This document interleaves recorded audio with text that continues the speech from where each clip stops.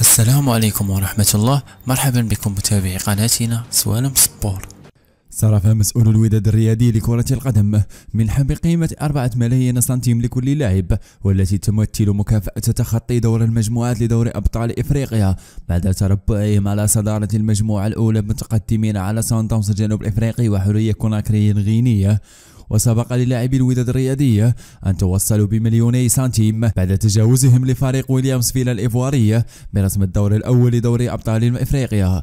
ووعد سعيد الناصري رئيس الوداد الرياضي لكرة القدم لاعبيه بمنحة قيمتها 6 ملايين سنتيم لتخطي وفاق سطيف الجزائري يومه الجمعة برسم إياب ربع نهائي دوري أبطال إفريقيا.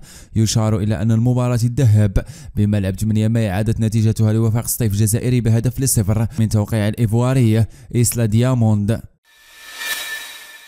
وقع فريق الرجاء الرياضي عقودا مع اللاعبين الماضي 9 الذين قرروا فجأة مغادرة مركز تكوين الفريق للالتحاق بفريق الرجاء الرياضي.